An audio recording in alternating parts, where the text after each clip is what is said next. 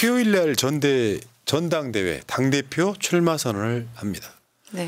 내일. 그러니까 오늘 이제 출마 선언 한 분도 있고 그러니까 찬반 투표는 아니게 됐어요. 김두관 후보 이야기는 따로 하더라도 그리고 이재명 대표가 이제 내일 11시인가 그럴 거예요. 네. 당원 그 당사에 있는 당원존.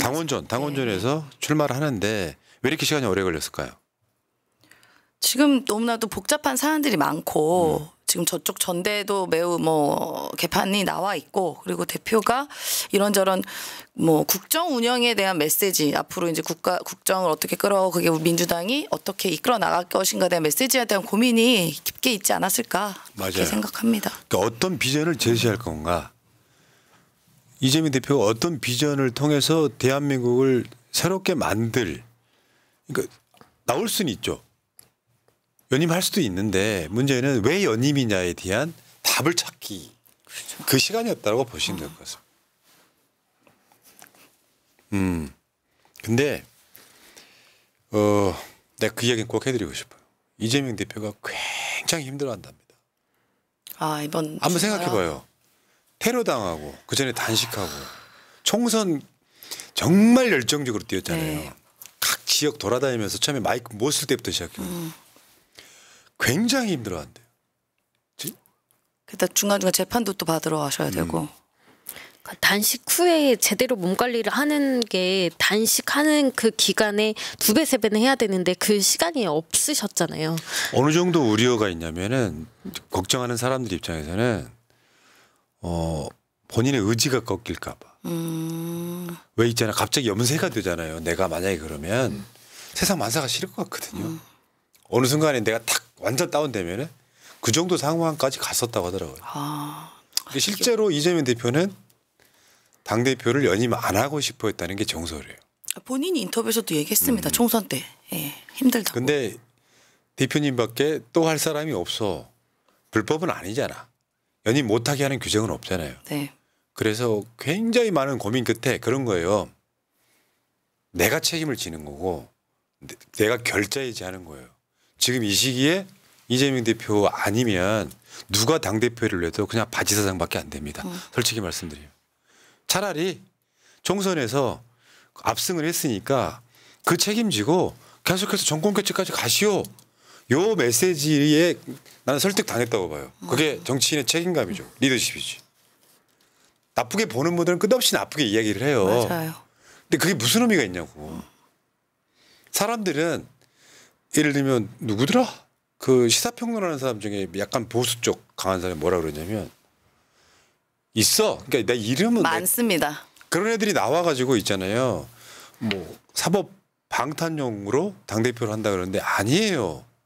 오히려 이재명 대표 재판받으러 다니면서 뭐 당대표이기 때문에 공식적으로 어떤 뭐 뭔가가 조금 더 있을 수 있다고 생각이 들지 모르겠지만 이재명 대표 입장에서는 한번 생각해 볼래요?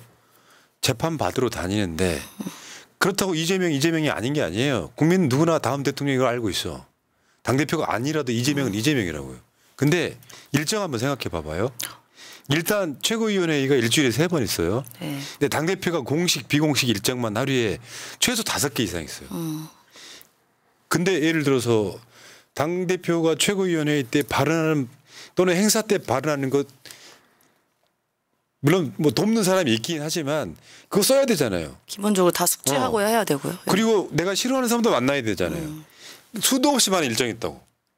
맞습니다. 그 사이에 재판을 받으러 가야 되잖아요. 난 나 같으면 재판만 받고 싶을 것 같아요. 그렇죠. 거기에 집중하고 싶죠 보통은. 그러니까 이게 일장일단이 있다는 거예요. 어차피 이재명 대표는 이재명 대표이기 때문에 당대표가 아니라도 사법 리스크를 대체할 방법은 얼마든지 있고요.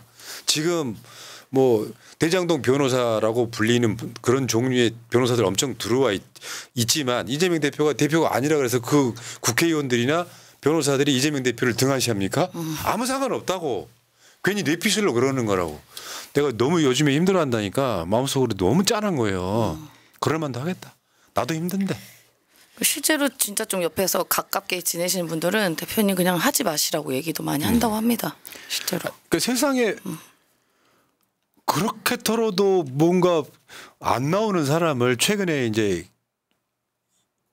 법카로 검찰청에 출두해라. 7번째 출두라고 그러죠. 공개 출두하는 게. 네. 그 사이 김건희는 한 번도 안 나오고 있습니다만.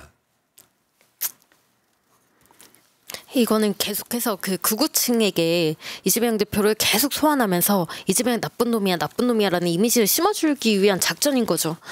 도대체 걸려있는 재판이 몇 개입니까? 이미 결론이 난 것까지 다시 조사하고 다시 수사하고. 그게 지금도 경찰청장인 윤희근이 있죠. 윤희근이. 네. 윤희근이가 이재명 부인 법카 유용 의혹 수사 결과 종합해서 불송치했다고 무혐의가 난 사건을 검찰이 다시 가져온 사건이에요. 네. 한참 지난 일입니다. 열 받지? 열 받아 안 받아? 봤죠. 뭐 이런 놈들이 다 있냐고. 김건희 소환도 한 번 한 적 없는데 진짜 너무들 합니다. 진짜. 윤석열이가 임명한 경찰청장인 그 이태원 참사 책임자 윤희근이가 이 법카 문제 없어서 불송시했다라고 이미 끝난 사건이었다고 이거. 네. 드디어 부부를 부르잖아요. 전형적인 망신주기죠. 보복성 망신주기. 이것뿐만이 아니라 뭐 성남 FC 사건도 그렇고 그다음에 뭐 PD 사칭했다라는 그 사건도 그렇고 이미 다 결론이 났던 사건들을 다시 끄집어낸 거 아닙니까? 어떻게든 죄를 만들기 위해서. 아유. 그러니까 이게 정말 천인공노하겠다는 게요. 윤석열의 지지자라고 하는 놈들은 아예 이재명 대표를 칼로 찔러 죽이려고 했지. 아니 근데 나는 그 사건이 이재명 대표한테 굉장한 드라마로 남아있을 것 같아. 그럼요. 아니 생각 한번 해봐요. 내가 평생 한번 살면서 목 찔려볼 일이 뭐가 있어요. 목은 잘못 찔리면 그냥 죽는 거잖아요. 그렇죠. 그래서 목을 찔렀다는 건 죽이겠다는 의도라고. 누군가가 조금만 옆에 와도 뭔가 아마 악몽도 계속 꿀 것 같은데 그 스트레스에 내가 억울한 누명을 지고 있어. 돈 받은 증거는 하나도 없어. 언론은 검찰과 짬짬이 해가지고 이재명 대표가 뭘 계속 돈 받은 것처럼. 유동규나 남욱이나 이런 애들이 감옥 재판 받을 때 이재명 대표한테 유리한 뭔가 행동을 하면 언론 보도에 안 나와. 그리고 최근에 뭐 위증 뭐 교사 해가지고 그 당시 PD란 최철호란 놈은 지금 선방에 가 있어. 그러니까 완전 극우 인사야 걔가 또 이재명 대표한테 좋은 증언을 해줄 리가 없잖아요. 네. 그게 또 검찰이랑 짬짬이 해가지고 이재명 대표 9월달에 나오는 위증 교사 사건에 1심이 나온다는 거잖아요. 그 스트레스. 근데 지지층 중에 예전에 난 그게 있어. 이재명 대표가 며칠 전에 밤늦게 전화하고 문자 보내는 거에 대해서 좀 약간 역정을 낸 SNS가 있었잖아요. 예. 힘들다고 뭐. 아니 그게 사실 그런 거잖아요. 우리 같은 사람은 진짜 그런다니까요. 전화를 하고 싶어도 뭔가 의견을 제시하고 싶어도 바쁘겠지. 맞아. 단적인 얘기가 그런 거라니까요. 맞아요. 내가 그 얘기 한 번만 더 해줄게. 어떤 느낌인지 설명해 주려고 그래요. 대표가 단식하고 있습니다. 사람 많이 오면 좋죠. 본인한테는. 네. 뜻을 알리니까. 프란이 오라 그래요. 앉아있는데 내가 거절했다고요. 싫어서도 아니고 싫었으면 갈 리가 없잖아. 국회까지 몇 번을. 유튜브 옆에 앉혔다고 할까 봐. 그러면 뭐요? 누군가가 내가 이재명 대표 단식할 때 내 옆에 앉아있는 사진을 한 장 찍으면 난 이재명이랑 가깝다는 자랑을 할 수 있을지언정 누구들은. 진짜 중요한 게 이 사람한테 도움 되냐 안 되냐를 생각해야 돼. 그렇죠. 내 도움이 되냐 안 되냐보다 뭐냐면 이재명은 이 진영을 책임지고 있는 대통령 만들어야 되는 사람이야. 세상에 가장 억울하고 똑똑한 사람이야. 근데 그런 사람을 뭔가 지지자라는 이유로 팬이라는 이유로 밤늦게까지 막 전화하고 문자를 하면 좋아요 안 좋아요. 그러지는 말자고.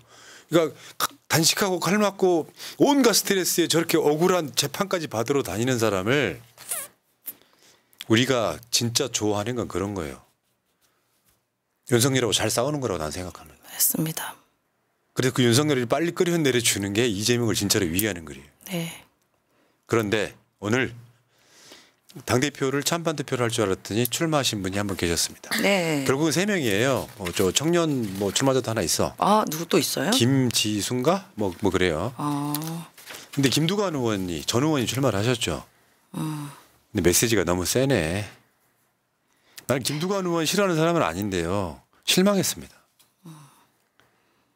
유례 없는 제왕적 당대표 민주당 붕괴 온몸으로 맞겠다. 민주당이 붕괴 위험이 있었던 적이 있나요 최근에?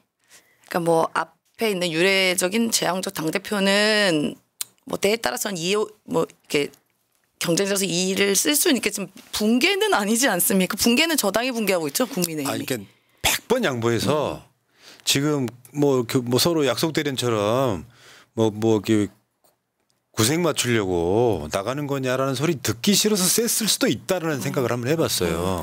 근데 꼭 저런 워딩을 골라야 돼요. 네. 지금 출마하시는 분은 윤석열 정권과 싸우겠다. 적극적으로 싸우겠다. 물러서지 않고 싸우겠다. 이런 메시지를 내야 되는 거 아닙니까? 네. 아니면 민생에 대해서 정말 책임지고 맡겠다. 민생 책임지겠다. 그런 메시지를 내야 되는 거 아닙니까? 정답. 아까 내가 말한 거 있잖아요. 네. 진짜로 민주당을 위한다면 이 상황에 저렇게까지 일종의 악마와의 도구거든요. 같은 편이 저렇게 말하면 이 민주당은 저런 당밖에 안 돼요. 저쪽 애들이 봤을 때는. 네. 그러면 윤석열과 싸우겠다는 메시지 내면 돼요. 맞습니다. 그지? 네. 아유. 내가 나갈 거 그랬네 그냥. 그래서 내가 나는 나갈 그런 거. 메시지에 실망을 하는 거예요. 정무적 감각이 없다. 이런 것도 있어. 추정컨대. 네. 왜 저런 메시지가 나왔을까 생각해 보면 이분이 이제 총선에 낙선을 했단 말이죠. 네. 그러면 정치적 재기점을 찾아야 되잖아요. 다시 경남지사로 가나? 출마. 네, 그러니까 근데 지방 사실 선거도 지금 있고. 영남 쪽은요. 저 대구 경북이나 부울경은 사실 저런 메시지를 약간은 내줘야만 인기가 있었던 시절이 있었어. 지금 민주당의 뭐 호남이나 수도권 국회의원도 약간 다른 메시지를 내는 게 있었는데 지금 저거 헤드라인만 저렇고요. 내용이 더 세요. 저보다 더 세답니까? 출마 선언문이 저보다 내용이 훨씬 세요. 그러니까 마음속으로 정무 감각이 없는 건가 아니면 왜 저런 식으로 할까. 굳이. 이건 달리 말하면 이재명 대표가 독재한다는 소리거든요. 지금 민주당이 독재성이 어디 있냐고. 그러니까요. 아니 뭐 억지로 우리 뭐 지지하라는 것도 아니고 다 민주적 절차에 의해서 우리가 다 선택하는 건데 좀 각은 세울 수 있지만 이런 식의 비난을 위한 비난은 좀 아니죠. 아직까지 당원들의 마음을 제대로 모르고 있는 의원님들이 전 의원이지만 있는 것 같습니다. 민주당 내에. 어떤 흐름이나 이런 것들을 좀 봐가면서 눈치껏 뭔가 화합도 할 수 있잖아요. 내가 그거 되게 좋아하거든. 그 경기도당 위원장들 후보들 나오잖아요. 예. 그러면 상대 후보 칭찬하게끔 먼저 시켜요. 근데 그분들은 서로 뭐 감정이 상할 사람들은 아닌 것처럼 보이긴 하던데 칭찬하라 그러면 그 사람의 장점을 생각합니다. 근데 이상하게 네거티브에 약간 특화되어 있는 사람들이 있어요. 상대방을 깎아내린다고 나한테 표가 오지 않아요. 맞아요. 그래서 내가 대선 때도 네거티브 선거 하면 우리가 무조건 진다 그랬어. 네거티브 선거 해가지고 너 줄리었어 아니었어 이런 거 물어보잖아요. 그러면 개사 없나 머리끄댕이 잡고 싸워. 근데 거기서 가려지는 게 하나 있어. 이재명의 행정력이 가려져요. 천재적인 행정력이 가려진다고. 그러면 이건 부각도 안 돼. 네거티브 싸움하다가 서로 지지층만 결집시켜. 그래서 악마화된 네거티브 선거가 돼버리는 거예요. 그렇습니다. 칭찬하면서 이길 수 있어요. 네거티브를 하는 사람들 절대 안 찍어요. 내가 그 이야기 좀 드린 적 있어. 이를테면 봐봐요. 대선 때로 한번 돌아가 봅시다. 그때 대선 후보가 이재명 대표였죠. 네. 2등이 이낙연이었죠. 이낙연 후보. 3등이 누구였는지 기억하세요? 박영진. 아닙니다. 최성 후보. 추미애입니다. 추미애 후보 계속 죄송하네요. 벌써 얼마나 됐다고 까먹어요. 근데 그때 했던 이야기 다시 한번 리바이벌 해볼게요. 무슨 이유가 있어서 이재명 대선 후보가 낙마했다고 쳐요. 그 이재명 대선 후보를 지지했던 사람들은 누구한테 표를 주겠어요? 다시 후보를 뽑는다면. 추미애 후보. 추미애를 찍죠. 그런 거예요.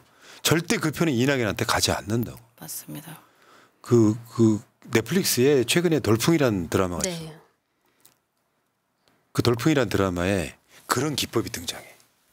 대선 경선단을 모집하는데 우리 지금으로 말하면 국민의힘 쪽에 있는 사람들이 대거 가입을 해갖고 선거를 경선을 이기는 역선택으로 그런 내용이 나와요. 네. 민주당도 대선 경선 때 3차까지 갔거든요. 네.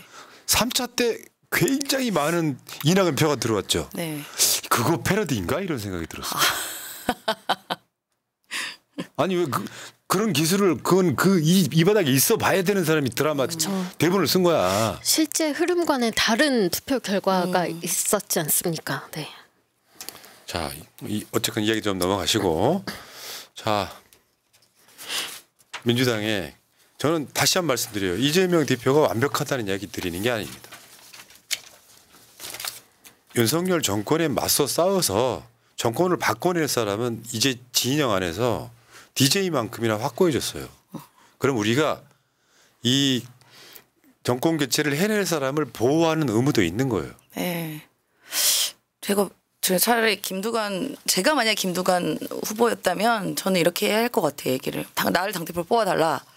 내가 대선 후보를 지키겠다. 대선 후보는 바쁘지 않냐. 그렇지. 내가 대신 열심히 윤석열과 싸워서 우리가 정권 탈취하기 위해 대선 후보를 지키겠다. 이렇게 말을 할 것 같아. 후보 마감 시간 3분 남았는데. 빨리 가서 신청을 해야 되나. 자, 알겠습니다. 고생하셨고요. 자, 오늘 또 즐거운 방송이었습니다. 자, 안녕. 네, 고맙습니다. 감사합니다. 자, 박상우님, 모든 범죄는 권위로부터 미치겠다. 채널 라이팅 하셨고요. 고맙습니다. 정천재 하루광진님, 지금 민주당은 당원 독재